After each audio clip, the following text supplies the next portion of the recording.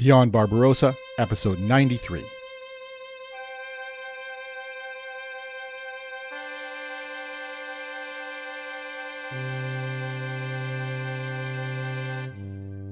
On 30 January 1945, British Prime Minister Winston Churchill arrived at the Mediterranean island of Malta, where he met with the combined chiefs of staff, the top military brass of the UK and the USA. For the next 4 days, they discussed the final campaign against Germany on the Western Front. On the final day of the Malta Conference, 2nd February, U.S. President Franklin Roosevelt, fresh off his fourth consecutive election win for the top political position in the country, arrived in Malta. Now, according to multiple authors and sources, the agenda for these Roosevelt-Churchill talks was not so much the military details on the Western Front, that was better left to the professional soldiers, but to discuss what they would soon be talking about with Josef Stalin and his acolytes at the next conference in the Crimean port of Yalta. And that's what this episode will be about. From Malta to Yalta.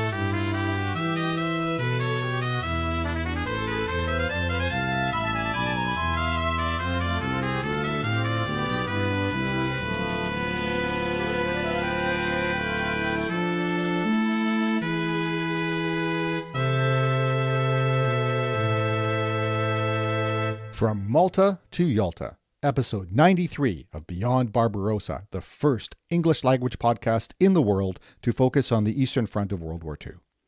Thanks for dialing in. I'm Scott Burry, podcasting from the Redbeard Studio on traditional Anishinaabe Algonquin land, also called Ottawa, in free, independent, and sovereign Canada. A middle power with a lot to offer. And at time of writing, in a deep cold. We love it like this. And of course, I'm joined today in the studio with my indispensable assistant, Daisy the Danger Doodle. Last episode brought us to the end of January 1945 on the Eastern Front, an important moment when the big three leaders of the United States, United Kingdom, and Union of Soviet Socialist Republics met to make plans that would, as the world would see, shape geopolitics and geoeconomics, a global world order, if you will, for the next 80 years. Until a 21st century American president blew it up. But that's a subject for another podcast. Several podcasts, actually. The moment that I'm talking about actually spanned 2 weeks.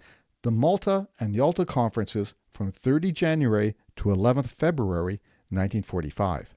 In these two pivotal conferences, the Allies' political and military leaders planned the end of the Second World War.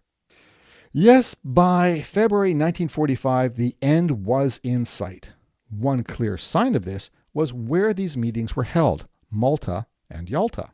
Both had been scenes of warfare not long before. During the fighting in North Africa from 1940 to 1942, Malta was the most heavily bombed place in Europe. And Yalta, of course, is on the Crimean Peninsula, occupied by Germany until May 1944 and the end of bitter, bloody warfare. Even though these places were safe enough for the top leaders of the world to meet, there was still a lot of war to come, a lot of killing, a lot of dying and destruction. That's what the three leaders would talk about in Malta and Yalta. Their discussions would lay bare the inconsistencies and incompatibility of their respective military aims, political goals, and worldviews. It's important at this point, before we get into the conferences themselves, to establish the context. So, as always, let's look at what's going on in the war. But this time, it's not what else is going on in the war, because the discussions in Yalta would involve all theaters of the Second World War: Europe, the Pacific, and Southeast Asia. In Europe, the Western Allies had liberated almost all of France and Belgium with the exception of German salients in the Ardennes Forest and Alsace. And there were US and UK armies at the German border, especially along the Rhine. Map 2 on the webpage shows the fronts in Europe as of 1st February 1945. The main action on the Western Front in the winter of 1944-45 was the well-known Battle of the Bulge, also called the German Ardennes Offensive in Belgium and northeastern France. By late January 1945, it had clearly failed. The German offensive, that is. The German forces were withdrawing from the Bulge after the American 1st and 3rd Armies linked up in mid-January, leaving the German 6th Panzer Army in a tighter and tighter salient. North of there, British and Canadian forces finished Operation Blackcock at the end of January, eliminating a German bridgehead over the rivers Roer and Wurm, out of southern Netherlands and deeper into western Germany. Meanwhile, south of the Bulge, the French First Army finished eliminating the Colmar Pocket, the last German bridgehead west of the Rhine River in southern Alsace. In northern Italy, Allied forces had penetrated the so-called Gothic Line across the peninsula in the fall, but a combination of difficult terrain, there are lots of mountains in Italy, and winter weather had left them largely stalled south of the Po River Valley. In the Netherlands, Canadian forces had crossed the Scheldt estuary, securing the port of Antwerp to allow Allied shipping. The fighting there stalled again along the Maas or Meuse River in the Netherlands for months. A particular problem for the Allies was a German bridgehead at a ferry crossing called Kapellschwier, sometimes mistranslated as Kapellschwier. After Polish units and British Royal Marines had failed to capture the crossing, the attempt fell to Canadian units, the Lincoln and Welland Regiment, the Argyll and Southern Highlanders of Canada, and tanks from the South Alberta Regiment. Using heavy artillery bombardment, followed by short advances and consolidation, the so-called bite and hold tactics, the Canadians captured the crossing in 5 days, ending on 31st January. On the Eastern Front, the red tide continued, with German forces holding on desperately at Königsberg and the Samland Peninsula, as described last episode. It was on 27 January that the Red Army liberated the Auschwitz complex of concentration and death camps. The next day, the Red Army announced the completion of conquering Lithuania. In Poland, General Zhukov's 1st Guards Tank Army and 8th Guards Army were besieging Poznan, one of the cities Hitler had decided must be held by the Germans until they were all dead. And on 31st January, the Red Army crossed the Oder River, bringing them less than 80 kilometers or 50 miles from Berlin. In the Pacific, 25th January, the U.S. Navy bombarded Iwo Jima in advance of the landing on the island in February, and the beginning of some of the fiercest fighting in the Pacific War. On 3rd February, U.S. and Philippine forces began the Battle of Manila, which led to a massacre when occupying Japanese soldiers killed some 100,000 civilians. American and Filipino forces also continued liberating other Philippine islands, such as Marinduque. American planes bombed Japanese positions in the Caroline Islands, Marshall Islands, and the Bonin Islands. Shifting a little bit further west in Southeast Asia, Chinese troops finished clearing Japanese troops from the Lido Road from British India into China. And the British and Commonwealth forces were pressing closer to Mandalay in Burma. And that's all shown in maps 2 and 3 on the webpage of this episode. That was the situation as Churchill, Roosevelt, and Stalin conversed, discussed, argued, harangued, and ate and drank gallons of vodka and champagne in February 1945.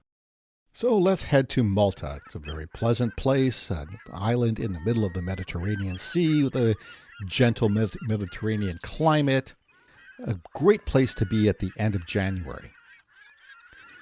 UK Prime Minister Winston Churchill arrived there on 30 January 1945, as mentioned in the introduction. There he met with the chiefs of military staff from the UK and the US, who had already gathered to make plans for the final stages of the war in Western Europe. At this point, it was clear to all but the most fanatical Nazis that Germany would soon lose the war. But it was still a dangerous foe. Like a wounded, cornered wild predator, it could still kill, as it showed at the Ardennes Offensive, or the Battle of the Bulge, and at Ravenna, in Belgium, in the Netherlands, and at Strasbourg.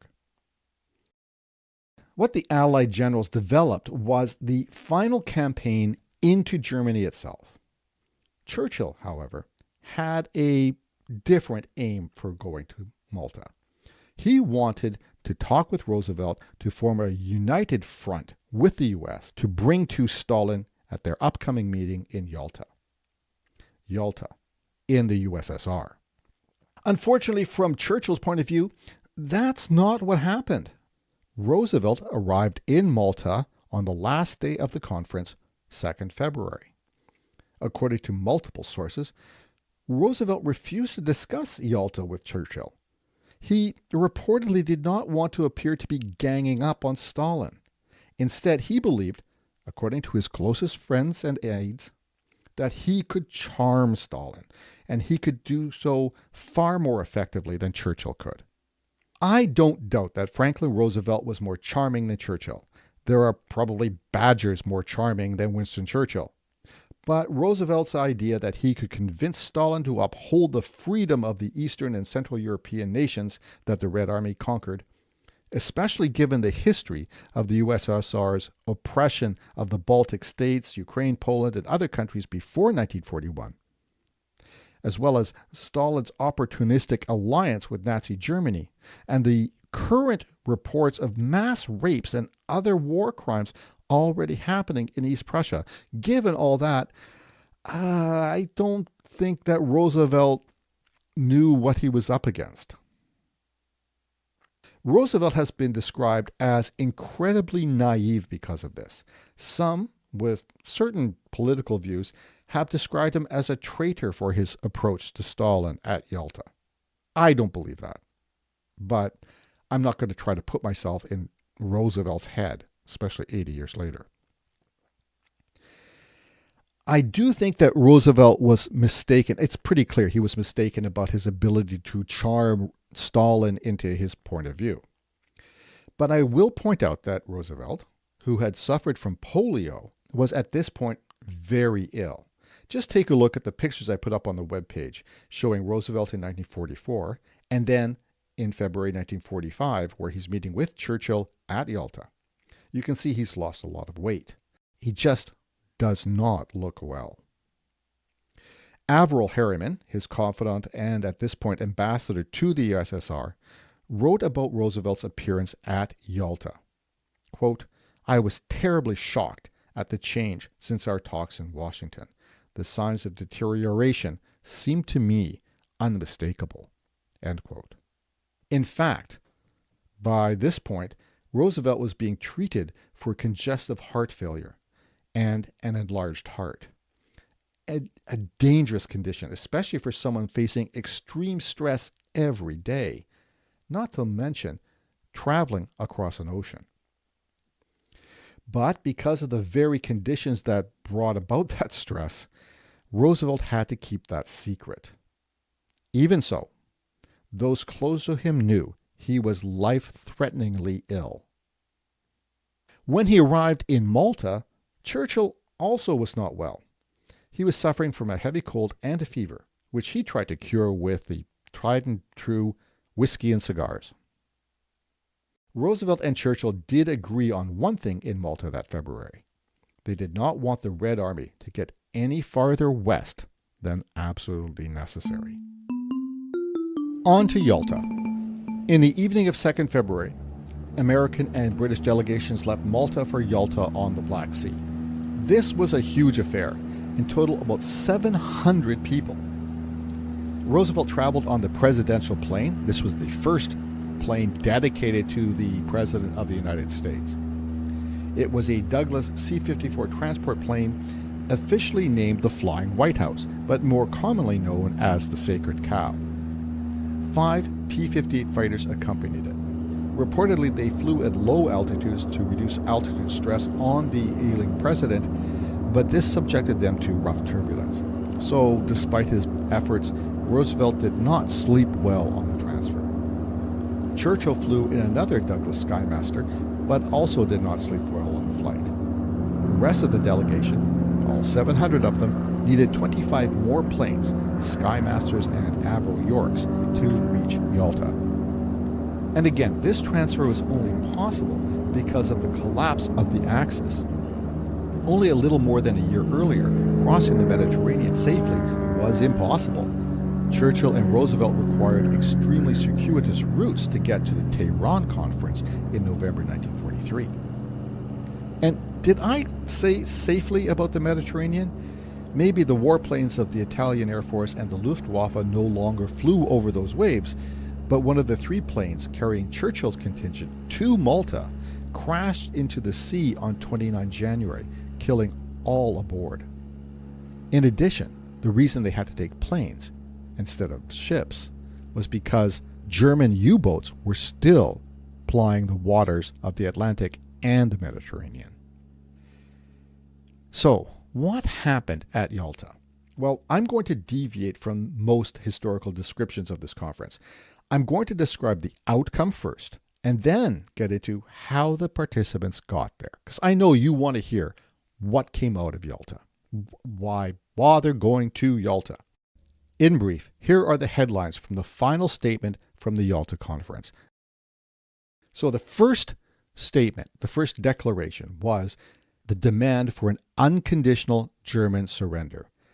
The 3 leaders, Roosevelt, Churchill, and Stalin, agreed that the war would only end with Germany's unconditional surrender, no terms. And then Germany would be divided into 4 zones occupied by, respectively, the US, the UK, France, and the USSR.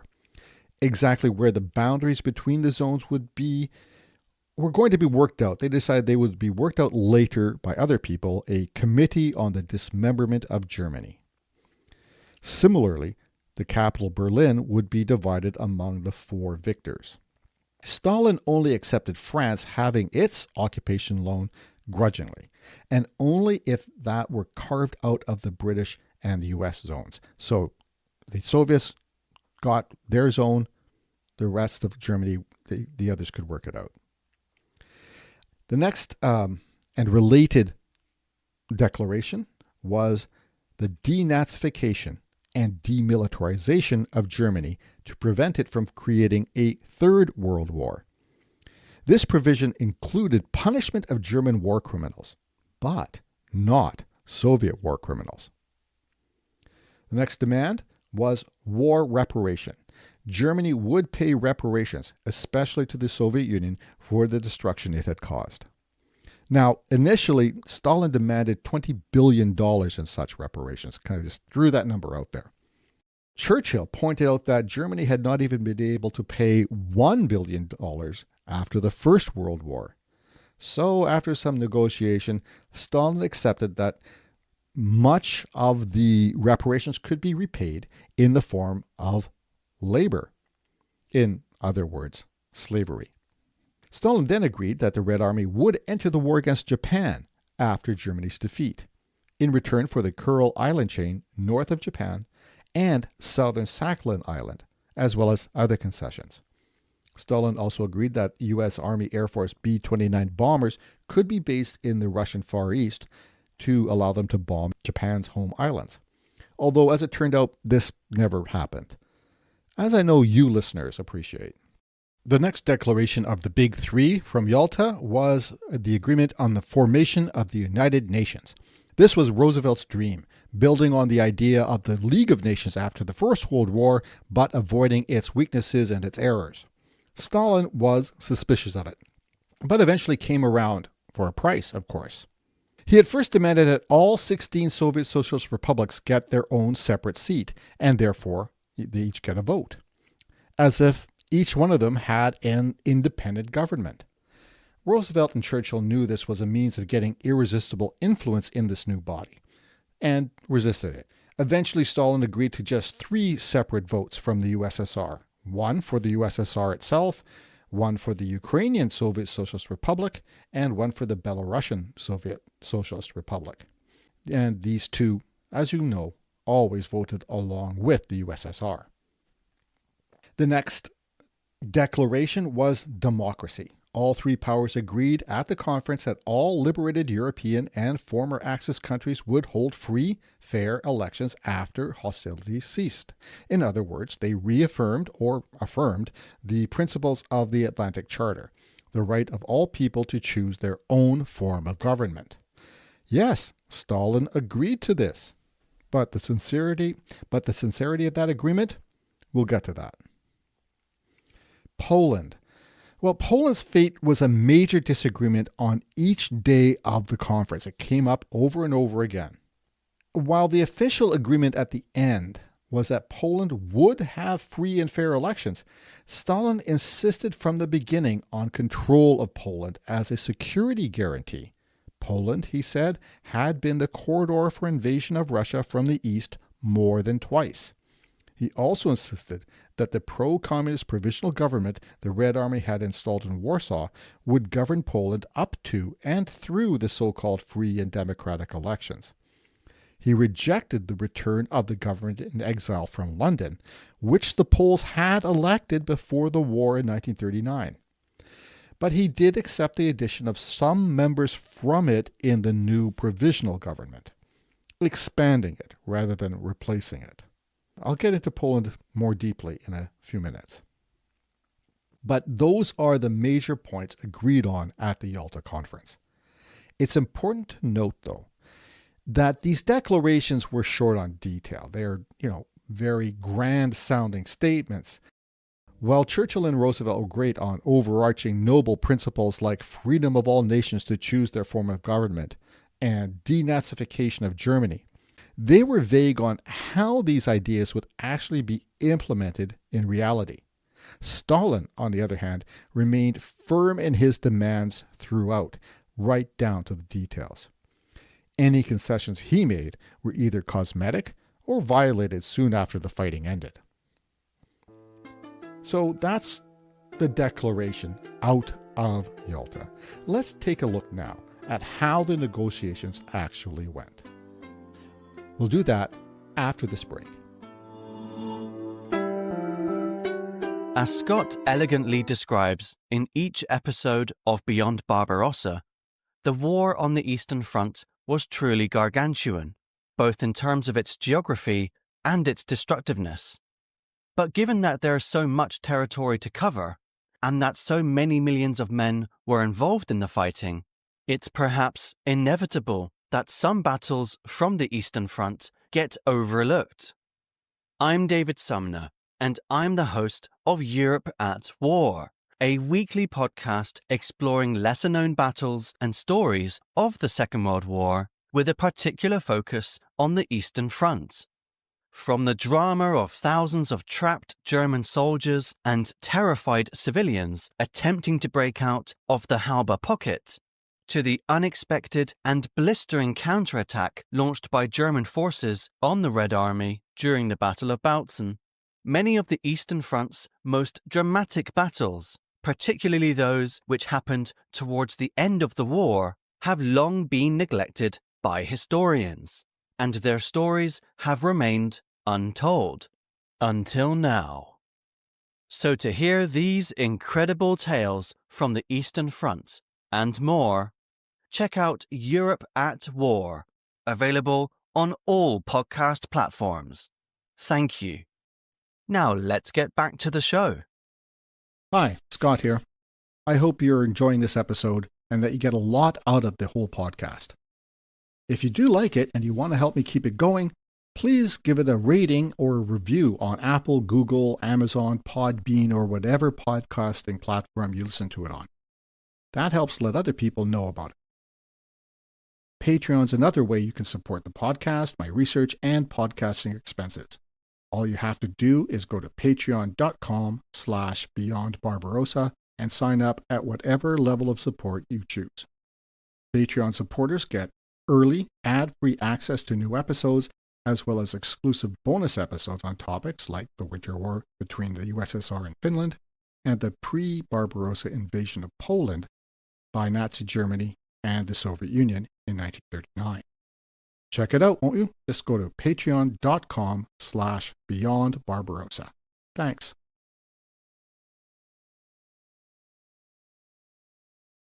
Did you know that the cappuccino was invented by a Ukrainian? Or that many first names, like Philip and Agatha, were brought to Western Europe by Ukrainian princesses?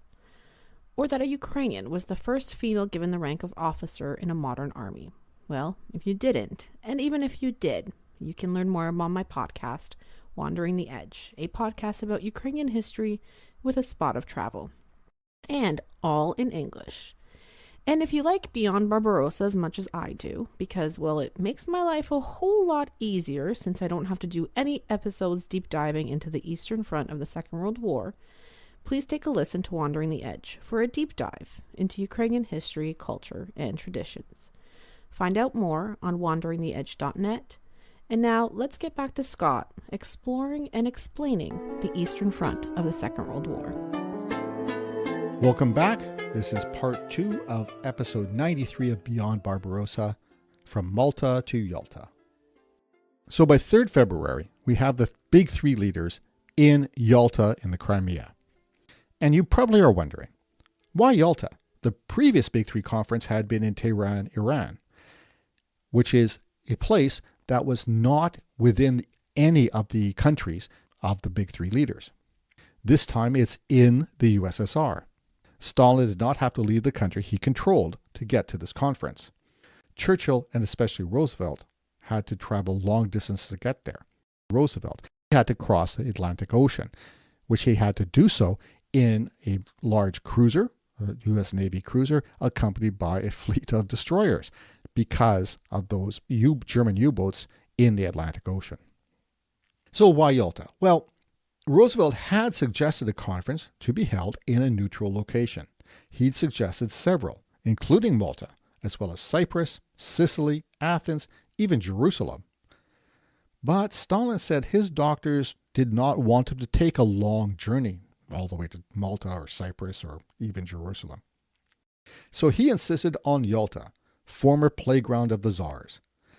Some historians also claim that Stalin was afraid to fly, and he didn't have to fly to get to Crimea. While Stalin made the admittedly long journey from Moscow to Yalta, it's close to 1,400 kilometers, which is more than 800 miles. He did so on a train built for Tsar Nicholas II, so you can just imagine the luxury. Roosevelt and Churchill traveled farther on military transport planes from Malta, with interiors that were nothing like the flying living rooms of today's jet airliners, even though they probably had more legroom. So those two leaders arrived in Crimea in far worse shape than the Soviet dictator did. Now, curiously, both Churchill and Roosevelt brought their daughters along for the conference, Sarah Churchill and Anna Roosevelt Boediger.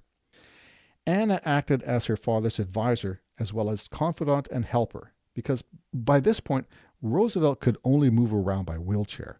Even deplaning required a specially installed mechanical lift. And if you notice, all the pictures of Roosevelt from this conference show him sitting, never standing. There was a third young woman on this delegation, Kathleen Harriman, daughter of Roosevelt's key advisor, Averell Harriman, who himself had been the head of the Union Pacific Railroad before the war. He was a close friend of Roosevelt, and in 1940, the architect of the Lend-Lease Plan. If you want to know more about that, you can go back to episode 32. In October 1943, Harriman became the U.S. ambassador to the USSR, and his daughter Kathleen was with him the whole time. The American and British delegations arrived at the Saki airfield in Crimea the next morning, 3rd February. Saki is on the west coast of the peninsula, but Yalta is on the southeastern coast.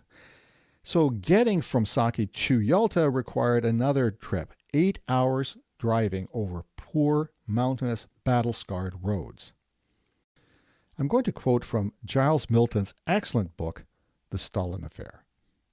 Stalin had the entire 80-mile route to be lined with troops, 2 Soviet divisions, who each stood in sight of the next one.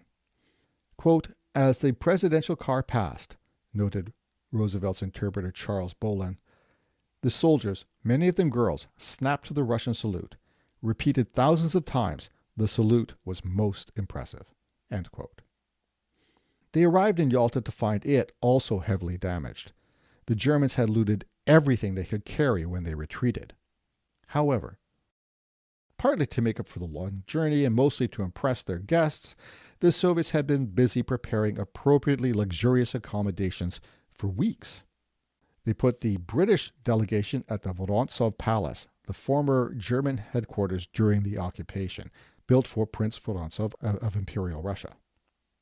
The Americans stayed at the lavish Livadia Palace in Yalta proper, the former summer retreat of Tsar Nicholas II. And the Soviets stayed in the slightly less decadent Yusupov Palace, built for Prince Felix Yusupov. I put pictures of the 3 settings, the 3 palaces, on the webpage for this episode. The Soviets spent a lot of resources restoring these palaces to make them as luxurious as possible, and by that I mean they bugged them. Full of listening devices that recorded every word the American and British delegates said, especially the leaders. Sergei Beria, the son of Lavrenti Beria, the head of the NKVD, or secret police of the USSR, was in charge of putting those listening devices in. And the Soviets did not try hard to disguise them, really. More than once, Stalin quoted the conversations Churchill and Roosevelt had had in what they thought was private the next day during negotiations. For example, on the morning of 6 February, Churchill had breakfast with his personal doctor and mused about the possibility of a future war between the UK and the Soviet Union. That evening, in the plenary session, Stalin raised the same point, quoting Churchill's words almost verbatim. Quote, they all knew that as long as the 3 of them lived, none of them would involve their countries in aggressive actions. But after all, 10 years from now, none of them might be present. End quote. With hindsight, those are chillingly ironic words. What's clear is that Stalin never meant what he said to Roosevelt. To quote again from Giles Milton, observers of the conference were quick to notice Stalin's obvious skills. Where Roosevelt rambled and Churchill delivered monologues, Stalin remained utterly focused. A shrewd and skillful negotiator, thought Roosevelt's translator Charles Bolin. Always calm and unruffled, and almost always courteous in his mood and manner. This was especially the case with Poland and Eastern Europe. He showed himself to be a master of evasive and delaying tactics, with no great regard for facts. He had done his homework on the principal issues, but he did not hesitate to cite events and actions which Churchill and Roosevelt, to say nothing of the rest of us, profoundly disbelieved but could not refute. End quote. Poland is the best example of this. Churchill came to the meeting hoping to preserve Poland as a viable, free, independent democracy. After all, Britain had guaranteed Poland's security before 1939, and along with France, failed to do anything about its dismemberment. Let's not forget the Polish pilots who defended in the Battle of Britain, and Polish fighters at D-Day in the Netherlands and at Operation Market Garden. But Stalin countered with, quote, if Poland was a question of honor for the British, it was for the Russians a question of life or death. End quote. From the Yalta Conference, the history of the Allied meeting that shaped the fate of Europe after World War II. Quote, Stalin shrugged off Western appeals to honor and fairness by forcefully invoking security and the life-or-death nature of Russia's need to block Germany's invasion corridor into Soviet territory. End quote. He reduced Poland here to an invasion corridor, not a nation. Roosevelt again took Stalin's side in this because he wanted Stalin to agree on joining the United Nations as well as the war against Japan. So the 3 agreed to the Lib declaration of a, quote, provisional government of national unity, end quote, in Poland, which meant the communist stooges Stalin had already installed, and a vague and unenforceable commitment to free and unfettered elections.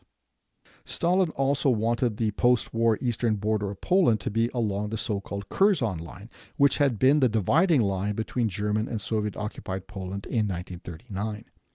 This meant that thousands of square kilometers of eastern Poland would be incorporated into the puppet Soviet Socialist republics of Lithuania, Belarusia, and Ukraine. In compensation, Poland would get German territory on its western side, as well as the once free city of Danzig, now Gdansk, Poland.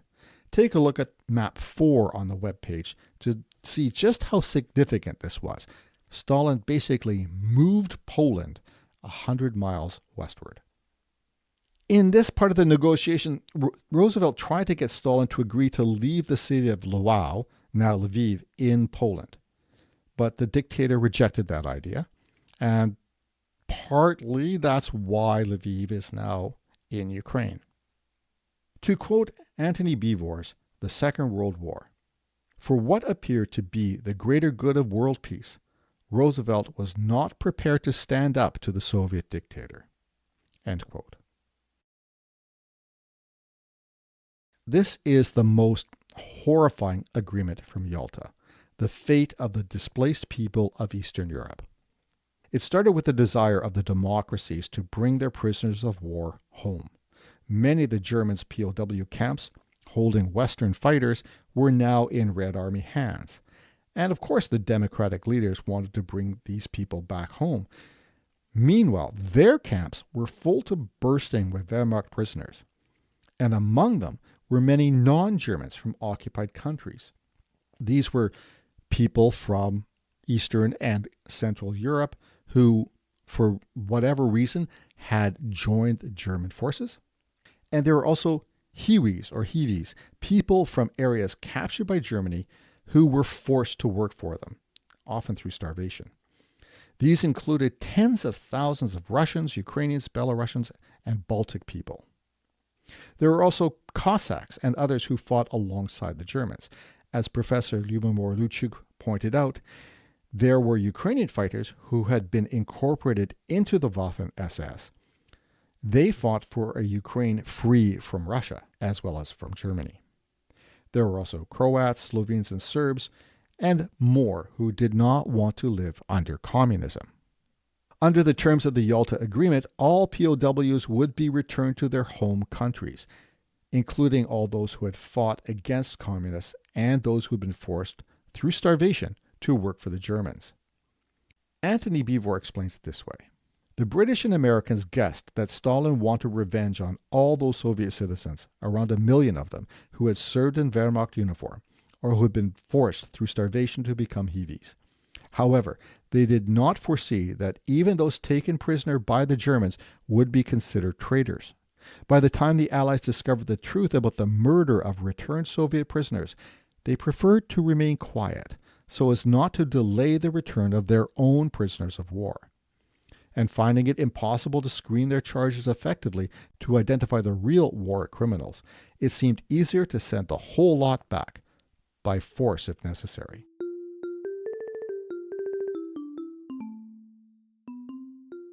So what can we say about the Yalta Conference? Clearly, Stalin got what he wanted. He forced the Americans and British to accept all his desires for an Eastern Europe under his control, from the Baltic Sea to the Adriatic, although Yugoslavia would soon prove to be a difficult prize for the Soviets to hold. Much has been made of Churchill's impotence and Roosevelt's naivete at Yalta. But really, they had little choice. By February 1945, the Red Army already controlled nearly all the territory that would soon be part of the Soviet Empire. Britain was broke, and the Americans had no appetite for another war with the USSR immediately after defeating Germany. Besides, in February, they were still at war with Japan, and at that point, no one knew whether an atomic bomb would ever work. Oops, spoiler. Sure, the Red Army had only gotten as far west as they had by early 1945 because of Lend-Lease, particularly the hundreds of thousands of trucks, jeeps, tanks, and warplanes the US, UK, and Canada gave to the Soviet Union. On the other hand, not delivering that aid would have meant millions more dead Americans, Brits, Canadians, French, and yes, Poles.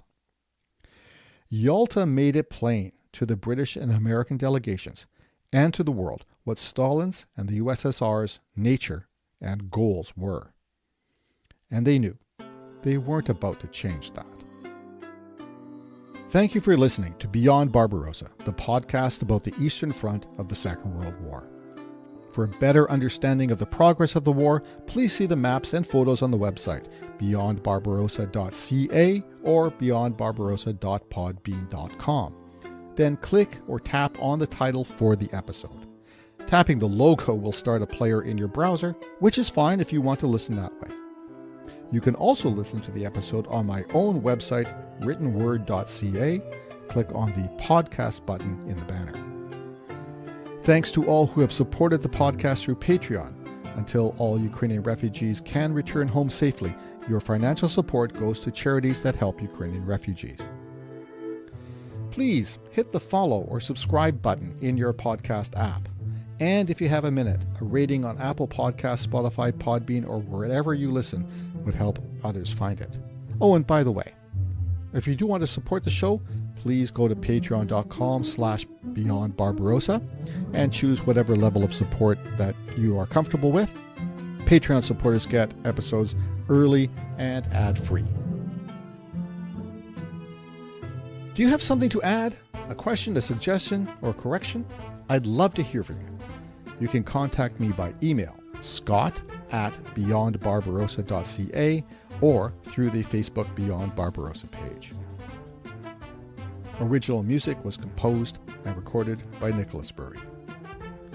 I'm Scott Burry. Until next time, keep your paddles in the water. Slava Ukraina. Viva le Canada.